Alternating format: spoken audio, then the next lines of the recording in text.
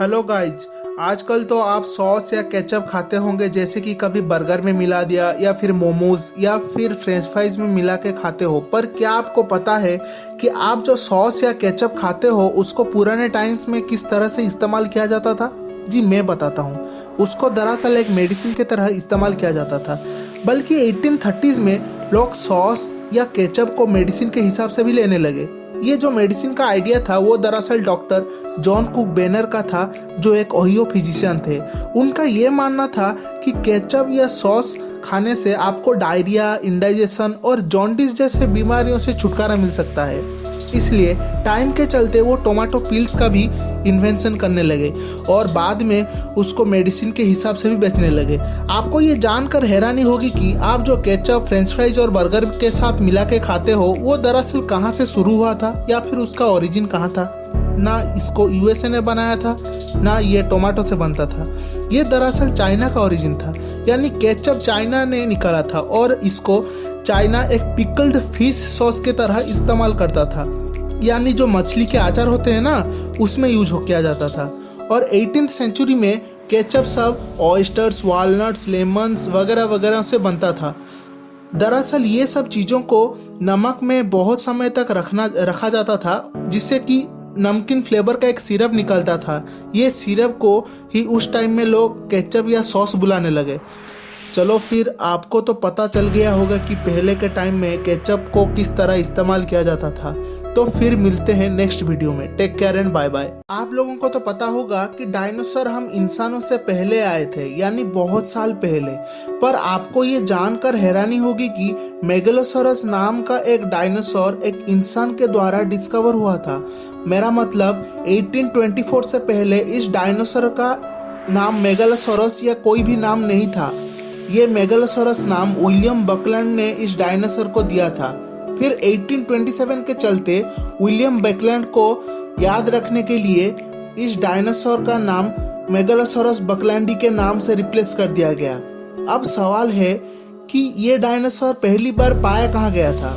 ये दरअसल 1676 में ऑक्सफोर्ड शहर में पाया गया था। इस डायनासोर का हड्डी पेनियन लाइमस्टोन के अंदर मिला था और ये लाइमस्टोन ऑक्सफोर्ड शहर के स्टोनफील्ड लाइमस्टोन क्वेरी में मिला था। स्टोनफील्ड लाइमस्टोन क्वेरी दरअसल ऑक्सफोर्ड शहर में एक लाइमस्टोन माइन का नाम है। आप लोग सोच रहे होंगे कि अगर ये पहला डायनासोर था जिसका पहली बार डिस्कवर किया गया था, तो फिर टीरेक्स का नाम टीरेक्स कैसे रखा गया था और बाकी डायनासोर का नाम कहाँ से आया? जी हाँ, मेगलोसोरस ही पहला डायनासोर था जिसका नाम पहली बार मेगलोसोरस रखा गया था। ना ये टीरेक्स था, ना ये कोई और डायनासोर का नाम रखा गया था। फिर धीरे धीरे मेगलोसोरस के डिस्कवरी के बाद बाकी सारे डायनासोर का नाम जो आप सुनते हो और जानते हो रखा गया था।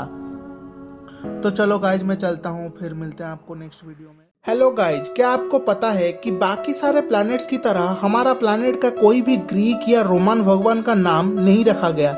जैसे कि सटन का नाम लिया गया है रोमन के एग्रीकल्चरल गॉड, जिसका नाम भी सटन था। और जुपिटर नाम दिया गया था रोमन गॉड के जो राजा थे, क्योंकि उनका नाम भी जुपिटर था।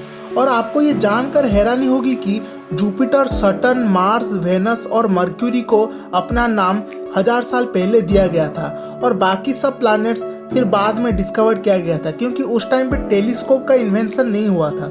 और हाँ, नेपच्यून जो नाम है वो रोमन के जो सी यानी समुंदर के जो भगवान है उनके नाम से दिया गया था। एक टाइम था जब नेपच्यून को अर्थ का बहन माना जाता था, क्योंकि दोनों प्लैनेट का साइज, मास और बाहर का कलर ऑलमोस्ट सेम है। आपको ये जानकर हैरानी होगी कि अर्थ ज़्यादातर ऑक्सीजन, सिलिकॉन और आयरन से बना हुआ है। अगर आप अर्थ के ऊपरी भाग से उसके कंपोनेंट्स को अलग करोगे तो आपको उसमें से 32.1% आयरन, 30.1% ऑक्सीजन, 15.1% सिलिकॉन और 13.9% मैग्नीशियम मिलेगा। हालांकि अर्थ के जो ज़्यादातर आयरन है वो अर्थ के कोर यानी अर्थ के अंदर में बीचों बीच में मौजूद है। अगर आप सही में अर्थ के बीचों बीच का सैंपल ला के अलग करोगे तो आपको उसमें से 88% खाली आयरन ही देखने को मिलेगा और 47% अर्थ पे ऑक्सीजन ही तो मौजूद है। अर्थ का एक मून और 2 कोऑर्बिटल सैटेलाइट्स मौजूद है और वो दोनों कोऑर्बिटल सैटेलाइट्स का नाम 3753 क्रुइथने और 2002 AA29 है। तो चलो गाइज, आज के लिए इतना ही था। तो फिर मिलते हैं आपको नेक्स्ट वीडियो में। Take care and bye bye. Hello guys, आप लोग जब शादी वगैरह या फिर फंक्शन में जाते होंगे तो आप लोग डेजर्ट में आइसक्रीम पक्का खाते होंगे। आप बहुत सारे फ्लेवर के आइसक्रीम खाए होंगे, जैसे कि चॉकलेट फ्लेवर, स्ट्रॉबेरी, वेनिला और मेरा फेवरेट बटरस्कॉच फ्लेवर। जब मैं आइसक्रीम के मामले में बात कर ही रहा हूँ तो आप बास्किन रॉबिन्स के तो नाम सुने ही होंगे। ये कंपनी आइसक्रीम बनाने के लिए फेमस है। पर क्या आपको पता है कि बास्किन रॉबिन्स एक बार केचप फ्लेवर के आइसक्रीम बनाए थे। उनका ये मानना था कि ये उनका सबसे पहला वेजिटेबल फ्लेवर्ड आइसक्रीम था। फिर जब ये आइसक्रीम मार्केट में बेचा गया तब कोई उस फ्लेवर्ड आइसक्रीम को नहीं ले रहा था, यानी कोई खरीद ही नहीं रहा था।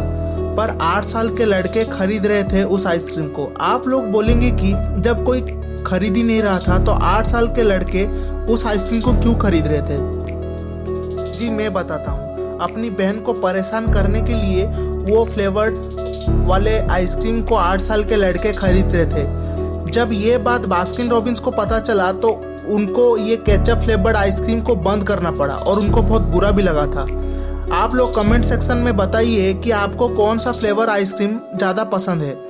और एक मज़ेदार फैक्ट बास्किन रॉबिन्स के बता दूं कि Baskin Robbins total 51 flavoured ice cream बना चुके हैं या फिर मौजूद है, पर ये केचप फ्लेवर्ड का आइसक्रीम उसमें ऐड नहीं किया गया था कभी भी। तो चलो गाइज, आज के वीडियो में इतना ही था। होप आपको वीडियो पसंद आया होगा। तो फिर मिलते हैं नेक्स्ट वीडियो में। Take care and bye bye. Hello guys, क्या आपको पता है कि जिस टूथब्रश को हम लोग आज के टाइम में जानते हैं वो 1938 से पहले इस्तेमाल यानी इन्वेंट नहीं हुआ था। जैसे कि पहले ज़माने के टूथब्रश 3000 BC में था और कुछ अलग फॉर्म या कुछ अलग मकसद के लिए इस्तेमाल किया जाता था। एंशिएंट सिविलाइजेशन के टाइम च्यूस्टिक का इस्तेमाल किया जाता था दांत साफ करने के लिए। वो च्यूस्टिक को अपने दांत में घिस के साफ करते थे, जैसे कि आज के टाइम में हम लोग इस्तेमाल करते हैं।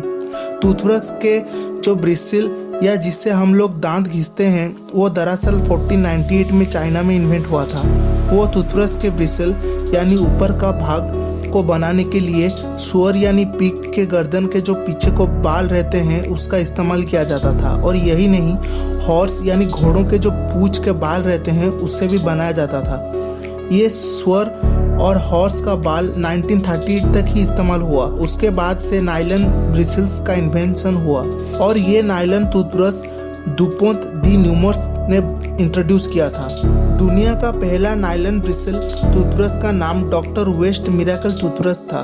फिर बाद में वर्ल्ड वॉर 2 के चलते अमेरिकन्स को अपने सोल्जर्स को हेल्दी रखने के लिए इन्फ्लुएंस किया गया। वो लोग ओरल हाइजीन को लेके बहुत कॉन्शियस या सीरियस हो गए और उन्होंने नायलॉन ब्रिसल टूथब्रश को भी अपना लिया।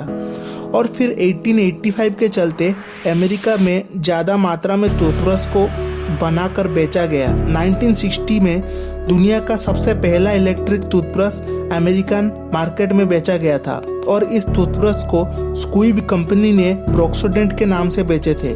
तो चलो गाइज, आपको फिर मिलते हैं नेक्स्ट वीडियो में। Take care and bye bye.